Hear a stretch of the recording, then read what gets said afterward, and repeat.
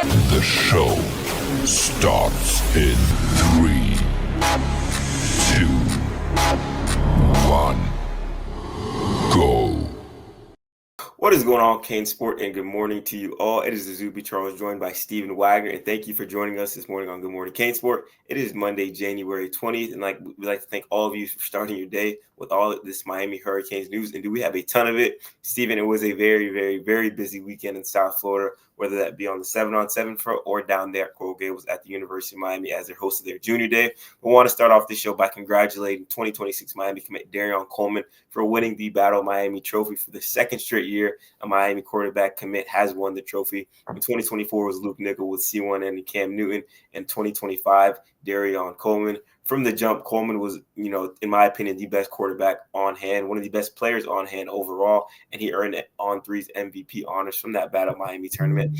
Spoke about it a little bit yesterday in the story I did. From every single arm angle, this kid was whizzing passes, tight windows, scrambling around, hitting guys on the roll, and just making, these jaw-dropping moves that caught the attention of a lot of people. And I also wrote in that story, hey, Miami Hurricanes fans are well, versed in who Darion Coleman is, but I really do think he's starting to put the country on notice after that big-time performance at Battle Miami. Went undefeated throughout the weekend, and obviously not saying the kid is absolutely perfect. He even says, hey, there's things I need to, work on after this tournament, but dang, the kid is sure a ball player. A lot of coaches, at Miami are super, super happy to have Darion Coleman come into the Canes. And I don't think, any program right now can pull him away from Miami. He's super, super locked in with the Hurricanes. Kind of essentially shut down his commitment. So really, really good news to hear. I think his stock is going to continue to rise throughout the spring. And a huge performance like this is a great step in the, right direction. So, Steven, just want to get your thoughts on, another Miami quarterback winning Battle Miami, which is, one of the biggest 7-on-7 tournaments the country has to offer. I mean, it really is consistent with the type of players that Shannon Dawson has really wanted to recruit in, just kind of the types of quarterbacks they just want to go after, guys who are steady in the pocket, accurate, quick release, can read a field. Now, obviously, it's a lot different when the big guys are trying to tackle you, but I mean, winning 7-on-7 is a really freaking big deal too. Because if you're not a good, quite frankly, if you're not a good 7-on-7 quarterback, that probably means that, you're one of these gamer athletes that really just kind of, runs around, is overly reliant on his feet, maybe doesn't necessarily make the plays. But I think what we're seeing with Luke and Darion and the success that they're having in 7-on-7, I mean, that really is consistent with the types of dudes that Shannon Dawson has historically liked as quarterbacks, which is quarterback first, a pocket passer first, a dude who can sit in the pocket, read a defense. He has a good internal clock and he can throw it on time and on target. Coleman, I mean, yeah, I obviously wasn't there myself. I was down at Miami's campus for the junior day while you were up at Battle Miami. But whenever I saw the clips of Coleman, I mean, the thing that really, really stood out to me, and to me it stood out way more in a 7-on-7 setting than it did the last time that we saw him in the state championship, was just how quick his release is. I mean, he's got a snappy arm, gets the ball out of his hand really, really fast, very accurate. Another thing that really impressed me is just how good his arm is for how skinny he is. I mean, you look at him and, I mean, quite frankly, he kind of looks like I did whenever I was in high school. He was that kind of skinny. He has one of those really thin, lean builds, but you see him stand there and throw a ball 45 yards down the field, and you're like, wow, I didn't realize this kid can really spin it like that. I mean, Coleman really does spin the football really, really well. I'm really excited to see what he's capable of. And I think him coming in behind Luke Nickel, I mean, I think that's absolutely perfect. I think that this is exactly what you're looking for. Yeah, absolutely. Huge, huge weekend for Coleman. And, like you mentioned, obviously not the biggest framed guy, but he has a arm. He can make every throw on the field, tight angles over the top, back shoulder. He was displaying that all weekend long. And like I said, a lot of people really started taking notice. Won On3's MVP for the Battle Miami tournament, which is a pretty big, honor. Obviously, a ton of top talent also playing in that tournament. So, congrats to Darion Coleman for winning that. And also want to give a shout out to a few, other guys on that DEFCON team, starting with Larry Miles, who's the second top performer in the tournament, a wide receiver that I really, really like. Not the highest ranked guy right now. I believe he's around 430 or 440, but I do think that does change in a little bit, after this showing and what he did at the high school level. 1,000-yard receiver Darion Coleman, at Jones High School. Obviously, they fell short in the state championship to Malachi Tony, who had an amazing playoff run, in it itself. But another guy that I was really impressed with as well was Larry Miles. And then a young guy on the defensive side of the ball. Obviously, we can talk about, scoring touchdowns and all things like that, but you have to stop the opposing team. And a local, 2027 kid that is, turning heads is Jalen Jones, formerly at Western High School, now going to be at MacArthur. He was the third top performer for On3 at the tournament. So a ton of guys on that DEFCON team. And I know Miami linebacker Jordan Campbell wasn't able to be there this weekend, but that team has a lot of Miami guys, that they have their eyes on, and very excited to see what they can do. And it was really excited to see what they did, this past weekend at that Battle of Miami. So if you haven't checked out, that story on Darion Coleman that we put up last night, make sure to give that a read. Had a lot of great things to say. And I asked him, hey, what's your message to the Miami fans after we kind of wrap up the interview? Say, hey, man, it's fun winning championships here, but I'm looking to bring a championship to Miami. So something that you love to hear from a kid committed to your program and ready to build something down there. So make sure to check that out. And, like Steven mentioned earlier, while I was at Battle Miami, Steven was, handling the hundreds of kids who came through Coral Gables for their junior day. Steven, before we, get into individual guys, just what were your thoughts over the last, 2 days, Saturday and Sunday, when you're down there at Coral Gables for that junior day? Quite frankly, I was really pretty surprised that, yes, Miami did get a few hundred kids to campus. But in terms of, the raw volume and, the steady stream of kids coming into campus, it really wasn't quite totally the same as it has been in previous years. And it didn't quite have the same feel as it did in previous years. The last couple of years, it was just kind of this steady stream of really superstar athletes, getting there at 8 a.m. And really running through until about 10 o'clock at night or so. I remember last year, I think it was Zion Grady, who was on Miami's campus at something like 8 o'clock, 8:15 in the morning. And he spent some one-on-one time with the staff. This year, the first guys didn't arrive until about 10.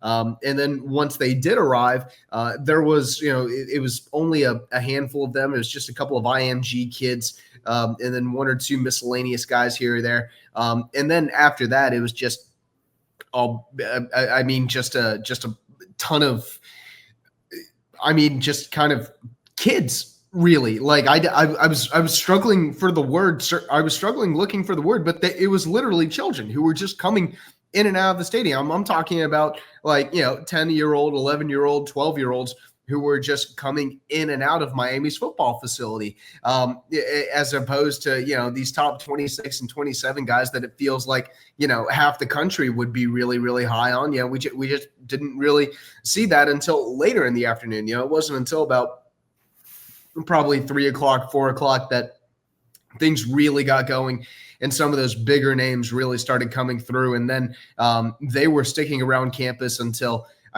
probably about 10 o'clock at night or so. That's whenever most of the staff members started leaving. Then the following day, Miami still had some guys that didn't have the opportunity to get down on Saturday. So they went ahead and brought them down on Sunday. So I was hanging out on Sunday all day in Coral Gables, just waiting on, basically a couple of dozen kids who came through. But all in all, I think combined, you and I spoke to probably somewhere in the range of 40 to 50 kids, somewhere in that range that actually matter or have some sort of relevance to Miami. Which compared to previous years, I remember my first year here. They had Aiden Breland down, they had Kamarian Franklin down, they had Brandon Baker down. They had all of these top 5, top 10, top 15 recruits down on Miami's campus. And, this year they maybe, it didn't really feel like they had that same amount, although they did end up getting Chris Henry down to campus, the Ohio State commit over at Mater Dei. Now, I don't know if it's realistic that Miami will have a chance for him, but, they did end up getting him down for whatever it's worth. Yeah, I mean, not as star-studded, as we thought, but I do think Miami got some quality time with some quality players. And a big thing that, I realized throughout the weekend talking to some of the top DBs is, hey, this was their first time getting to meet, new defensive coordinator Corey Heatherman, and heard a lot of good things, from guys like Tadarius Hughes, Aiden Pouncey, and, other top defensive prospect that had the chance to, spend a few hours with him, down there on campus. And, speaking of the topic, DBs want to address the elephant of the room, headed into the weekend. We thought that, a big player to watch that, may potentially flip to the Miami Hurricanes was four-star cornerback Jalen Waters. Obviously, this Monday morning, he hasn't flipped to the Canes just yet, but I do think the Canes have moved the needle in his recruitment. A lot of things, like I said, him getting down there, meeting Coach Corey Heatherman. Coach Corey Heatherman visiting him on Friday as well. So, Steven, you had the chance to, speak with Waters in that whole situation. Just, where do you think things are at right now with Miami Hurricanes and Jalen Waters? So I still absolutely believe that Miami is the biggest threat to Florida. I 100% believe that. I'll even go so far as to say that the RPM that I put in is still a good RPM. I absolutely do believe Miami could flip Jalen Waters at some point in these next, 11 months until signing day. That is absolutely a very real possibility. I don't think there's anyone that the Gators need to be more worried about than Miami. I think that all of the buzz around Miami is definitely legit. Although, yeah, like you said, he did not pull the trigger this weekend. And I really did think that he would pull the trigger. I was confident enough to go ahead and put that RPM in. I was talking it up on the side. I was talking it up on the message board. Just ended up not quite happening. I still think that the Hurricanes are in very good shape. I think they're doing really well with Waters. Now, as to when he might actually go ahead and do it, I'm not sure, but Miami is doing well. And I do think that they still are in good shape. And I absolutely still believe they are very, very, very much in this recruitment. Yeah, I do agree with you on that. I had the chance to watch Jalen on Saturday and on Sunday, and he is a awesome defensive back. Real rangy guy, lockdown corner, was tasked with guarding, some of these 7-on-7s best teams, and did a great job of kind of slowing them down and even stopping them, with some of the guys that he matched up with. And, one thing that I thought was interesting on Saturday, Kellen Wiley and Gerard Pringle, obviously, two young guys that just recently enrolled in Miami, were at, the Battle Miami tournament, watching Jalen Waters, talking to him, all that good stuff. And I asked Gerard, I said, hey, man, do you think he's going to end up in Miami? He said, I don't know what we're doing our best job doing it. So not just Miami staff kind of recruiting Jalen Waters. You have players that he is, very, very good friends with, also pushing for him, let him know, what's going down there in Coral Gables. So we're all out push for him. And, a recruitment we're going to monitor for a long time, I think. Obviously, was previously committed to Florida State, flipped that commitment to Florida. Maybe he's just making his way down and his last stop is going to be in Coral Gables. Hurricane staff hope, thinks that may be true, but we'll have to wait and see with that one. But Stephen, wanted to ask you, were there any other, 2026 prospects that, come to mind? Obviously, you mentioned the IMG guys, Brett Colage, Ivan Carr, Derek Cooper, big names. Were there any other guys that really caught your attention that you spoke with after? Yeah, I will say Ben Congdon, he's an unranked 2026 offensive lineman from Ohio. He is a lot bigger than I thought and looks a lot better in person than I thought. I think he could potentially be a name to watch down the road, although if Ohio State were to pull the trigger because he is from Ohio, I do think it would be kind of hard to turn down, but asking around, it definitely seems like there is, a little interest there from Miami staff. But, like I said, if Ohio State pulls the trigger, I think it would kind of be one of those things where, it really would be pretty difficult to go that far away from South Florida and, get a guy from Ohio State. But Brett Colage, big interior lineman who I think is going to be one of the best guards in the country. Really just elite. He's going to be a big priority for Miami. Janari Carr, definitely intriguing. Maybe not quite as polished, but has really, really good upside when you look at him. He's a guy that I'm going to keep watching very, very closely as well. And you saw a couple of tight ends roll through as part of some of these really, really big visitor groups. Zach Turner and Carson Snead. Zach Turner, he's kind of a flex tight end, almost sort of an athlete that plays over in Duncanville, Texas. That's basically like the almost trying to think. I almost said like a St. Thomas Aquinas of Texas, but it's like 6 times the size of St. Thomas Aquinas. I mean, the population or the student enrollment at Duncanville might be comparable to the student enrollment at the University of Miami. Like that's how absolutely massive it is. It basically works almost kind of like a football academy. But Zach Turner is a dude that I think Miami is absolutely going to try to make a run at. Of course, you think of some of the schools like who have historically kind of done a little bit better in that area, like Texas and Texas A&M, obviously, and then Oklahoma too. I think those are probably going to be competition, but Miami's definitely going to make a run at it because they last year they had a tight end on the team who is from the Dallas area, and Elijah Arroyo. So who knows? Maybe in this class they can get a tight end from the Dallas area too. And then Carson Snead, 4-star Tennessee tight end commit.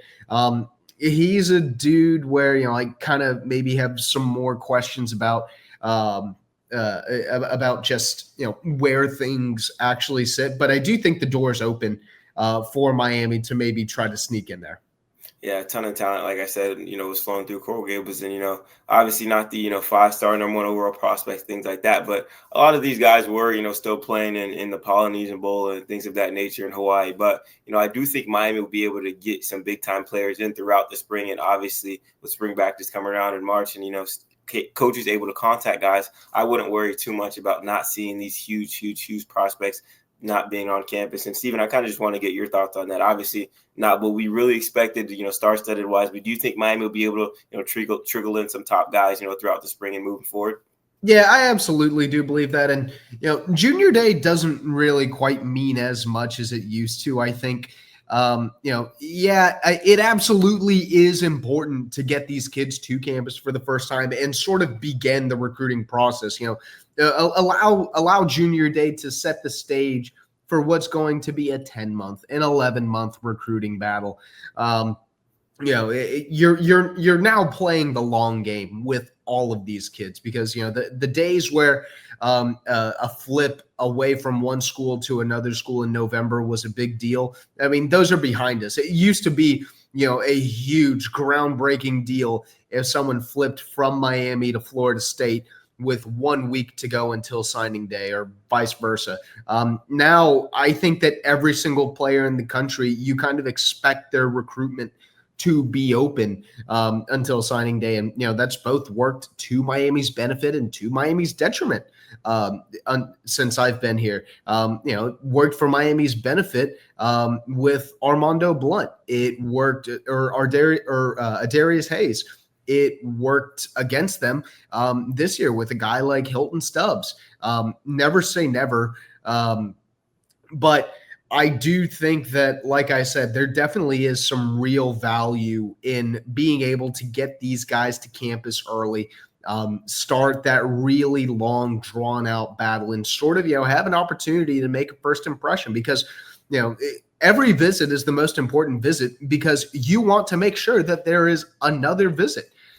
You want to keep getting these guys on campus again and again and again and again. You want these dudes coming down here in the spring. You want them fired up about their official visit. You want them talking about coming down and watching games at your school, whenever you actually get into the season. It is about a war of attrition right now, and these are basically just the opening shots.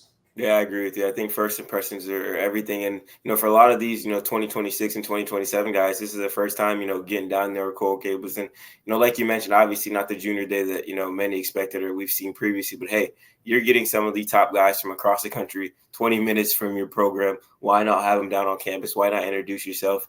put a face to a name and continue to build from there. So I do think the Hurricanes are really, really going to benefit from having all these guys down there. Obviously, might not be, the one-on-one communication, one-on-one talks that you want to have, those deep conversations, but that could be, talked in the spring. You got them on campus and things like that. So I think all in all, a great weekend for the Hurricanes. A ton of talent got their eyes on Miami for the first time, or maybe even the second time. So the Hurricanes are definitely putting in that work for the 2026 class and beyond. And we have you covered with all the top guys that were down there in Coral Gables. So make sure to head to the site this morning if you haven't, to check out all our stories. And we'll have them rolling throughout the week as well on some of Miami's top targets that were on campus this weekend. So make sure to check them out. That's all that we have for this morning. Good morning, CaneSport. For Stephen Wagner, I'm Izubee Charles. Thank you all for watching. Have a great rest of your day.